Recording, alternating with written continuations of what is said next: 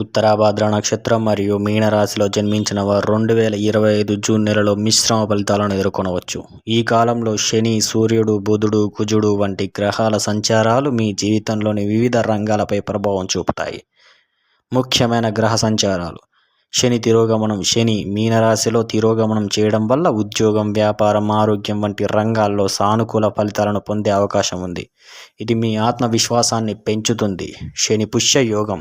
మే 31న ఏర్పడిన శని పుష్య యోగం మీనరాశి వారికి శుభవార్తలు, పెండింగ్ పనులు పూర్తి వంటి ఫలితాలు ఇవ్వగలదు. గ్రహాల కలయిక: జూన్ 2025లో సూర్యుడు, కుజుడు, బుధుడు, శుక్రుడు వంటి గ్రహాల సంచారాలు ఇతర రాశులపై ప్రభావం చూపుతున్నప్పటికీ మీనరాశి వారికి ముఖ్యమైన ప్రభావం లేదు. ఉద్యోగం మరియు ఆర్థికంగా: ఉత్తరాభద్ర నక్షత్రం వారు ఈ నెలలో ఉద్యోగంలో స్థిరత్వాన్ని అనుభవించవచ్చు. కార్యాలయంలో గౌరవం పెరుగుతుంది. ఆర్థికంగా స్థిరత్వంగా ఉంటారు, కానీ ఖర్చులను నియంత్రించుకోవాలి. ప్రేమ, కుటుంబం. కుటుంబంలో ఆనందం, శుభకార్యాలు జరిగే అవకాశం ఉంది. ప్రేమ సంబంధాలు బలపడతాయి. ఆరోగ్యం.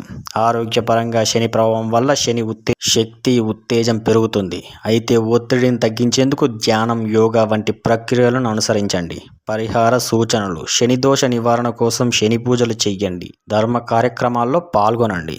ధ్యానం, యోగా ద్వారా మానసిక శాంతిని పొందండి. ఇవి సాధారణ జ్యోతిష్య సూచనలు మాత్రమే.